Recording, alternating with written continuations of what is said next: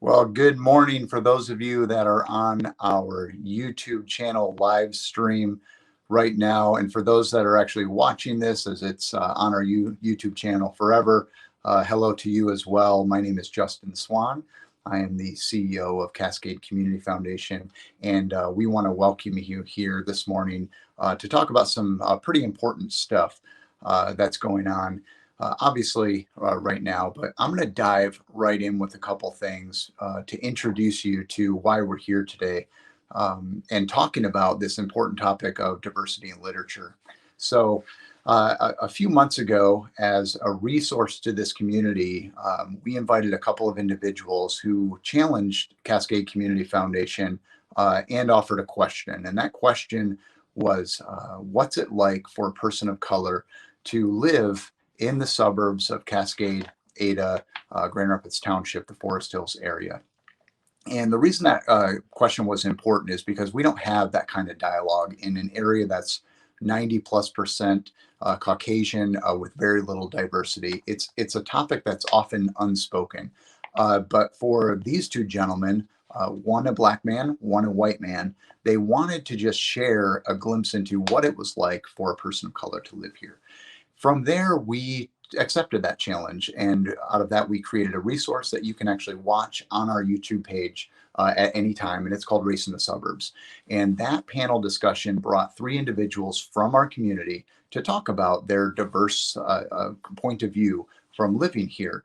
Out of that important panel discussion, which aired on August 20th, what we learned was while our viewers really enjoyed what they were getting and the information they were getting, they wanted more resource. And that's why we're here today, is to deliver some more resource. That question that came out of that was, what can we do to introduce diversity to our children at a young age? And so I really appreciated that. It's giving us an opportunity to extend this new series that we called Community Q&A. This is episode 2. And so what I'm going to do is dive right in with our guest. And so that's Leigh Verburg. And so Leigh, welcome. I really appreciate you being here. Leigh is with Kent District Library. And Leigh, I'm going to just kind of go right from a question that we received during the broadcast of Race in the Suburbs, which is how can I help ensure that my children who are growing up in a largely white community are exposed to diversity? And so Leigh, why don't you chime in on that? Well, thank you for having me. So first of all, I think one of the great resources we have is the library, and with all of the books, checking out books by authors of color, whether they be Black, Asian, Native, that is a really good way to expose your children to a person of diversity or to a person of color's perspective, because they wrote the book and they're going to show their culture and their people the way that they want to be seen. So I think books are a really good stepping stone. Wonderful. And I think most people would agree with you, which is why we have individuals watching this live today. So if you're one of those individuals, you're probably asking this question on how we can introduce diversity through an excellent resource of children's literature. So Leigh, you're a librarian. So storytelling is something in your veins. Does storytelling differ from reading? Absolutely. So when reading, it's a very individual experience. However, when you look at storytelling, it's going to be more of a community experience. And that community can be up to 2 people, or it can be 2 people, up to, however many you can fit in the room.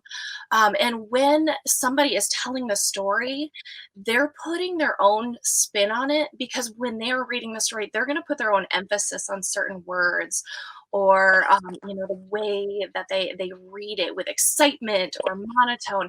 It's going to affect the experience of every person in that room. And so it's quite a different experience from just reading the book on your own. Yeah, that's wonderful. And so good time to let individuals know that are watching that Kent District Library is here today because they've underwritten this program along with Adam Evaluation. And so they're making this possible for us. And I share that right now because you guys, KDL does storytelling I want to say it's on Instagram. Is that right? Can you tell a little bit about what you do and when you do it? Yeah, so every day, Monday through Friday, we have a 10 a.m. story time. We do this on Instagram, but it's also on Facebook, and we have a YouTube channel. So we're trying to utilize all the social media we can. But in particular, on Tuesdays, I actually do a story time where we're learning about a different culture or a different country every week. And so I'll give a little bit of info, show them what the country looks like, and then I read books that are written by somebody from that culture. So. Awesome. I've watched a few times with my son. I always love the changes that you guys do to represent the characters. And to me, that's where storytelling is. So let's talk a little bit about characters before we get into the diversity side of this. Character development. When you're reading Matilda and you gain, these grotesque descriptions of their parents, there's power in that written description, right? Absolutely. Yeah, I mean, and that power often translates into our real lives too. Say, for instance, um, there is a character who happens to be Black and he's aggressive. That could translate into real life if the child or a person sees this stereotype often enough. When they see a Black man in real life, it's very it could happen that they're gonna feel fear, because we take these stories and we relate to them and we see ourselves in them, and so a lot of times when you see like a stereotype developing, and even though you might not agree with it, if you don't change the way you're thinking and say, I know that's not true, or like when you come into contact with someone and like your brain instantly goes to that stereotype that you've read so many times, you'll still enact it unless you change the way you're thinking and say, no, I know that's not accurate. That may have been one person, one time, or I know that's a stereotype. So these characters become very real visions that we have of people or the way that we see them. They become real perceptions. So. Yeah, and let's lean right into diversity in storytelling. Help help our viewers understand in an impactful and beneficial way to introduce diversity, people of color, to their children through books. Like what's this start? What does this start at the home, and how does a mom or a dad sit down with a kid, and where does this all begin? It begins right in the home. I think we emphasize reading to your children as a library, just constantly, and so taking those books and using them as what we call mirrors, windows, and doors, that starts a conversation. A mirror for a book is going to be a book in which a child can see themselves in. And often, most books are either written with animals, the perspective of an animal, which nobody is seeing themselves in, or as a white child. And so we need to focus on selecting literature that will also mirror Black or people of color. And so that these Black children can see themselves in literature, because if they don't, they feel like, where do I fit in? Yeah, There's the mirror aspect, a window for, with Cascade having, predominantly white families, a window is going to be when you choose a book that is written by a person of color. Then they get to see what these people's lives are like. They get a different perspective, and maybe it's very similar to them. And when this child can look in and feel like they're participating, and a lot of that becomes from relation, like if they see like, hey, that kid's house looks like my house. That book has now become a door. That book has allowed this child to participate and to join in and see what living like a Black family is like, or maybe even Black culture. So. yeah. So I like where we're going with this because you're actually bringing your librarian uh, expertise into this role. So let's go right into a book. One of the books is in Market Street. Give me the name of it. Last Stop on Market Street. So it's by Matt De La Pena. Last Stop on Market Street. Um, how does that, what is that, a window? Is that a door? Is it, what, is that a mirror? So this would be a mirror to a child who lives like this. In this case, it would be a Black child, so they would see, and maybe it's a Black child who is on the lower income scale and doesn't have transportation, so they ride the bus. It's going to be a window for a white child who doesn't know what it's like riding the bus in the city, because I don't. So for me, this is a window. And so this also is a window not only into Black culture, but also into lower economic status. So this is a really great book that allows us to see and empathize and find the beauty in a different way of living. Yeah, the mise en scènes of this particular book. Again, we're talking about Last Stop on Market Street, one of the first books that we wanted to share with our families here. The mise en scènes is what really impacted me. You've got dynamics of, obviously an urban area that kids in the suburbs are not going to be exposed to. You got a lot of different multicultural aspects. I also like that there's no direct conversation about race and ethnicity within it. It is an accurate depiction of what it would be like if a family like mine were going downtown. And I'm not talking about downtown Grand Rapids, Chicago, New York, any city. So I really enjoyed that. But I wanted to say something else about this. I think that parents wouldn't necessarily feel comfortable in these settings, yet they have an opportunity to introduce a book that introduce those settings to their child at a young age, right? Like these illustrations are really important in this. Absolutely. Yeah, I mean, if you're not like for me, I'm an introvert, and so like going into a situation that I'm not familiar with is scary. And so maybe I really want to experience this. This is a good stepping stone for me to see what it's like on the bus, and then maybe I would feel more comfortable actually getting on that bus because I have kind of an idea and I see, okay, this is what the bus looks like when everybody's sitting down. This is the bus driver. It's not as scary as I thought it was. Yeah, show us a few pages. Do you have the book right there? I do, yes. Let's go full screen on Leigh, and so we can see a few of these pages, because I think that's going to help people to kind of understand So, the graphic illustrations of this. yeah, so this is them getting on the bus, and then it flips to them talking to the bus driver, and then them sitting down on the bus. And Yeah. you just kind of see them all like here they are sitting next to some people, and look, this guy has a lot of tattoos sitting next to an older lady with butterflies, and you just see the diversity right there. And you know it's Yeah, wonderful. that's wonderful. This is the pictures are by Christian Robinson in this, and this is written by Matt De La Pena. But don't go to Amazon just yet. We're going to have a special offer for you at the end of this. So hold off, because I know a lot of you are probably already just listening now and you're already on your Amazon app trying to buy this book. But hold off, because we've got a really special opportunity for you at the end. Once again, we're talking with Leigh Verburg, a librarian at Kent District Library, about diversity in children's literature. This is part of our community Q&A series that came in response to Race in the Suburbs, which is the first topic that we wanted to talk about when introducing the series as a resource here at Cascade Community Foundation. There, likewise to what you were saying about the last book, in My Rainy Day Rocket Ship, and that's by Marquette Shepard, My Rainy Day Rocket Ship. This is a boy who is, to me, all too familiar with it, with the one exception, which is his skin color. But everything to me in this book is what it's like, for my kid. We're playing.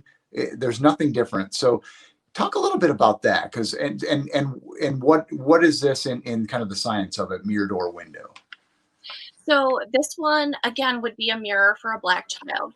I would say this one would be closer to a door because you could see yourself very much in the story.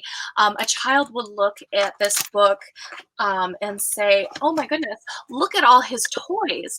I have all those toys." Right. And it's a very much like they connect to them and they can bond. So we have just stepped inside that door and entered the Black family's house.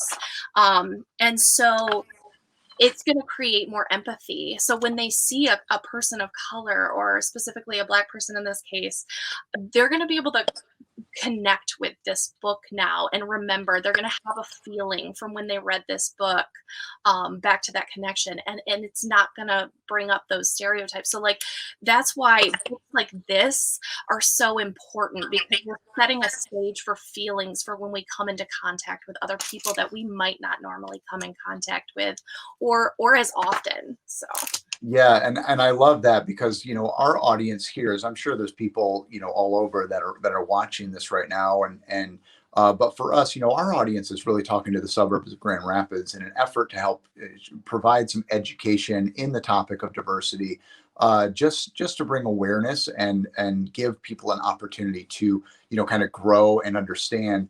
And we talk about stereotypes, and this is a book that features a Black man as a dad in the book.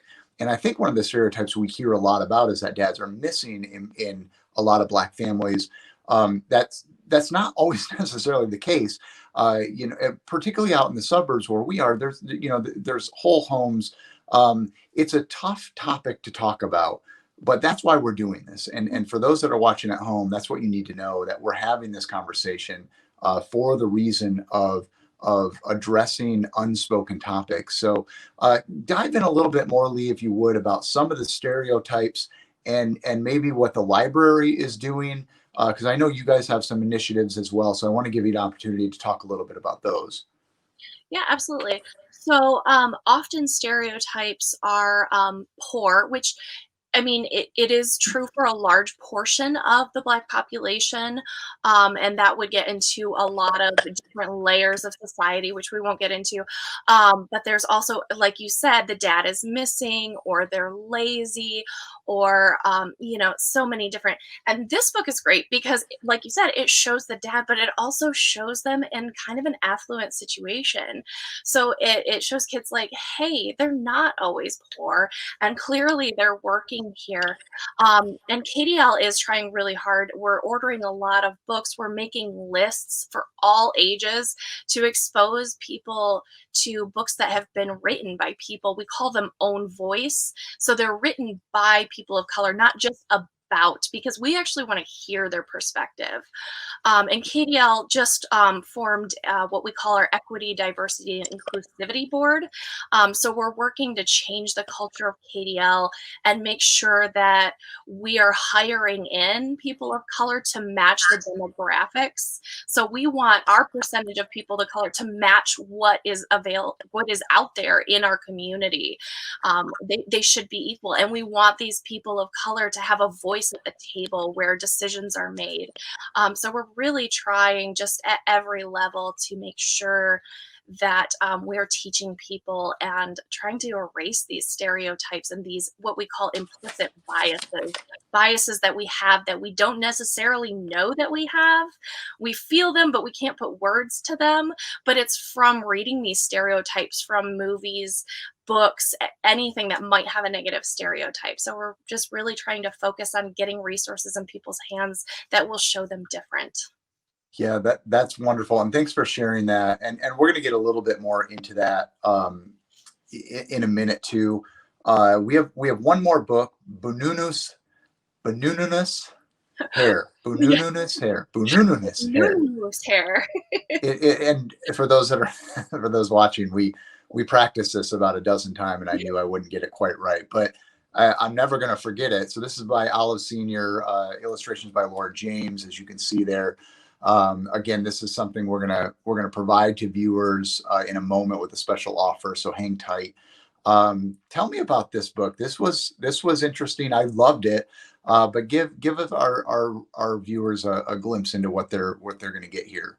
Yes, I really really love this book. It is written for Black girls. It is very much a mirror for Black girls.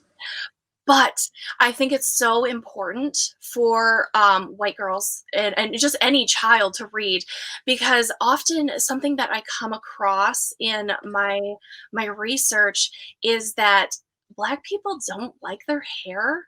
They because our standard of beauty is one, white, but also it's like long straight hair for women, and so anything other than that is othered, and so it's hard for them, like, where do I fit in?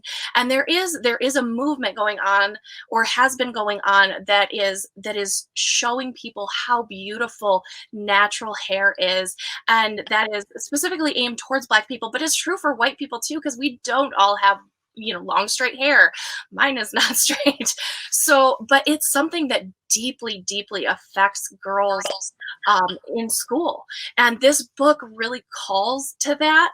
She questions it, like, why don't I have hair like these other girls in my school? And then it shows all the different things that she can do with her hair. And it really questions our beauty standards and what is beautiful. Black is beautiful. Black hair is beautiful. And I just really love that, because that is something that, like I said, just keeps coming up and up. So you're saying, because we talked about this a little bit, you brought up a really good point on where beauty in our minds originates from. Talk a little bit about that, because it's not like in the last 20 years. No, our standards of beauty date all the way back to like the Greek and Roman era, back when they were making statues of gods and goddesses. Those statues are where we got our standards of beauty. It's that straight nose, the symmetrical face. Like all that, like there were things with the eyes, the mouth, the whole thing. It really stems back to all that Greek and Roman era type art. Yeah. What an absolutely wonderful education point to lean in on there. I really enjoy that. So this actually came up for us during the Race in the Suburbs panel discussion. Abby Fowler, who owns Pursuit Gift Shop in downtown Ada Village, she adopted a young, actually African girl from Africa, and she's talked about, and I don't want to share her daughter's name, just I don't want to broadcast that, but she shared the conversations that a white woman and her are having with a Black child about hair, about her hair being different. So I love that this book actually is depicting that specifically. So that to me was excellent. What else should we be doing a little bit? And I'm going to let you kind of go off the cuff a little bit here, Leigh, because I want to hear about, while we've got the attention of moms and parents and grandparents and nannies and even childcare workers, what are some other things that they could introduce from a learning perspective if they're interested in introducing diversity to these children at a young age? So of course the books, I would say, play, like learn to play in different ways. Um, I know that the Grand Rapids Children's Museum does a lot of different stuff with that. So use the books as stepping stones to get comfortable with different diversities, and then step out of your comfort zone and go to places where you can find diversity and interact with these people and see how the perspectives or the depictions of these characters um, apply in real life. And when you feel yourself thinking something that you know is not right, stop and say, no, I know that's not okay. I know this is true instead. And just talking to your children about it. It's okay to talk and have these conversations, because with as big as this issue has gotten, more than likely these kids know something's going on. They pick up on stuff so easily. So it's so important to bring these books in and talk with our children about that. Yeah, well, I appreciate that, and I appreciate all the work. I know that diversity is something that's really important to KDL and is number one on your guys' list. So I'm sure people will appreciate that. Of course, viewers can always go to any one of the Kent District Library locations. Leigh is at the Comstock location. We partner with the Cascade location quite a bit. So there's a ton of libraries in and around the area that you can visit. I want to put the three books back up there real quick so people can see them. Last Stop on Market Street by Matt De La Pena. We have Bunununus Hair by Olive Sr. and illustrations by Laura James. And My Rainy Day Rocket Ship by Marquette Shepard. Three wonderful books. Leigh, I want to thank you for being a part of this. I want to thank Kent District Library for joining Atomy Valuations in underwriting this. We really appreciate your time. While you've got the audience, anything else that you feel this audience of parents and moms and caretakers should know about diversity in literature? Um, I would just say it's okay. You're gonna make mistakes. We all are. The whole point of learning is to be kind to yourself and just like say, it's okay. I'm going to work on this. I think one of my favorite quotes is once you know better, do better. And that's by Toni Morrison. So these books are just going to help us and our families grow and become better people and become a better community. Because when we all connect together, we're going to really make some beautiful things. So, and I think the books are just the gateway to that beautiful community that we all want. So. Well, we certainly appreciate you being on, and thank you for sharing your insight. If you're looking for an expert in anything related to literature, storytelling, books, one last opportunity for a plug, Leigh, on your storytelling every day, 10 a.m., 7 p.m. I think I've got that right. 10 a.m. is the yoga story time, the one with the cultural countries, the different cultural learning. But otherwise, we're doing Monday through Friday, 10 a.m. And I think it's 7 p.m. on Tuesdays and Thursdays. I might have that date wrong though. And where can parents find that? So if you go to kdl.org/events, you'll see all of the story times that we've got listed. Great, wonderful. Thanks, Leigh, for being on. I really appreciate it. Thank Okay. you. We need to share with you a couple different things. Let's start, of course, with those that make this possible, which beginning with our community partners. So Cascade Community Foundation has been fairly aggressive in getting out there and starting to give businesses and families an opportunity to become a community partner in the work that we want to do. The topic of race is topic number 1 in our community Q&A series. We will be moving on to mental health next. And then who knows, we've got a couple other things in mind, but this is where we get opportunities to understand and learn about what it is that the community wants to see, wants to hear from us. So please become a community partner. We have low dollar amounts intended for small businesses and families that can afford them. Of course, there's benefits attached to that you need to be aware of.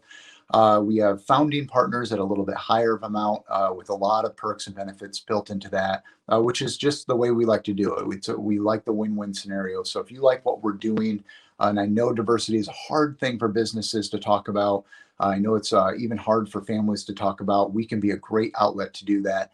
And we'll be on this topic yet for another 2 months or so. So there's plenty of time to support what we're doing right now before we move on to mental health in 2021, early 2021. For this specific episode, I want to say thank you to our underwriters, Atomy Valuation and Kent District Library. KDL is rolling out a brand new website. It's a lot easier. It's a lot more user-friendly and streamlined. You got to find it right now because they're doing a soft launch, but in the next couple of months, you'll see that roll out. So take some time to visit that, help them get the feedback they need. So, okay, special offer. Atomy Valuation, in their underwriting, they've done something really spectacular for us. One, they are helping us purchase the books that we are going to be providing to you, but they took it a step farther. They want to ensure, so this is Atomy Valuation wants to ensure that every elementary school in the Forest Hills area, parochial and public and private, all have a copy of each one of these books in their library so they can be checked out by children, by families. So special thanks to them. I think that was a wonderful gesture for them to offer that, and we'll be getting those to them as soon as we can. Lastly, this is your opportunity to get a hold of these books. My Rainy Day Rocket Ship, Last Stop on Market Street, and Bunununus Hair.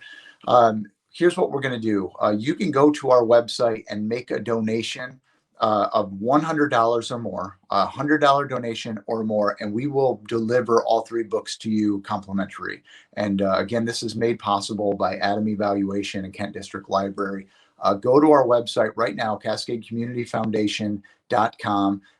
Make sure you get on there, make a donation, $100 or more. Don't give me a $99 donation because you want to be difficult. Give us a $100 donation or more, and we will get all 3 books of all 3 of these books to you as a gift from us. It's a way for you to support our work while receiving the books. So we'd really appreciate that. Otherwise, check out your local library, KDL. Get your kids into your library to check out these books. And if you ever have any questions, you can find us through our website, or you can email me, justin.swan@cascadecommunityfoundation.com. Once again, and let's just show our underwriters one more time. Thank you so much to Adam Evaluation and Kent District Library for making this possible, and for Leigh Verburg for coming on and joining us today. Check us out in November. We're going to be back. Next up, Children in Play. I think we have this graphic as well. Children in Play is next. It's part of this 2-part series on how parents can kind of introduce diversity to their children. And that's going to be really special too. It's with Grand Rapids Children's Museum. And so we're really excited about that. That's going to be coming up in November. And so you're going to get some opportunities to learn a little bit more about storytelling, a little bit more about activities. Check out our website for more. Thank you. Once again, I'm Justin Swan with Cascade Community Foundation, and we really appreciate you being here today. Have a good day.